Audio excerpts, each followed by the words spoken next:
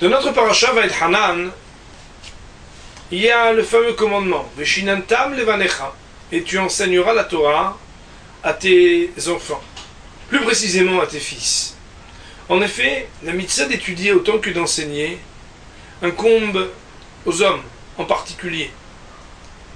Cependant, nous allons raconter une histoire qui montre combien la place de la maman, de l'épouse, est primordiale quant à l'enthousiasme et à la réussite dans l'étude de la Torah, du mari et des enfants. Voilà qu'en Amérique, tout le monde a entendu parler de Rav Aaron Kotler. Et Rav Aaron Kotler, il dit que l'étude de la Torah, avec tant d'engouement, il le doit à sa maman. Et en racontant quelques-unes des anecdotes, il y en a une qui va vous être contée. En effet, un jour, alors que le papa de Rav Aaron Kotler devait voyager très loin pour commercer, à l'époque, il n'y avait pas de téléphone.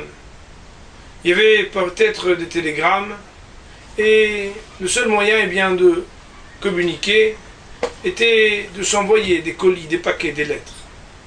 Alors, le père de Rav Aaron Kotler envoie dans un beau paquet un vêtement flambant neuf pour la maman de Rav Aaron. Elle le reçoit et bien sûr très joyeuse, très hâtive à l'idée de mettre ce vêtement. Elle s'approche de son fils et lui dit « Arrêlez, mon petit Aaron, qu'est-ce que tu étudies en ce moment comme traité du Talmud ?»« J'étudie Bava Kama. »« Ah bon?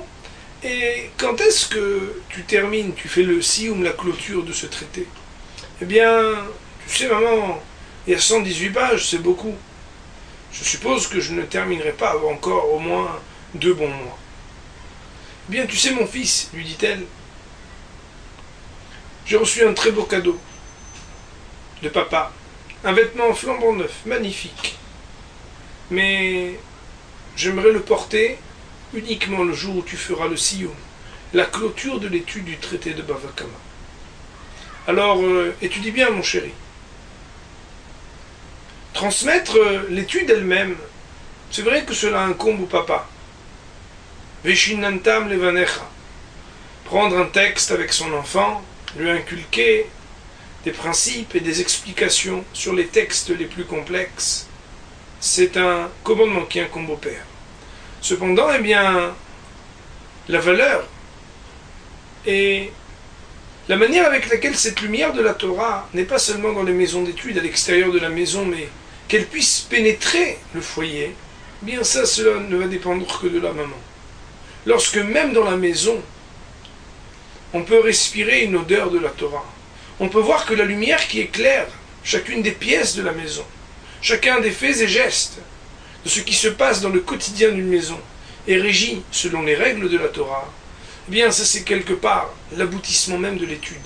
Faire en sorte de donner la juste valeur à l'étude de la Torah.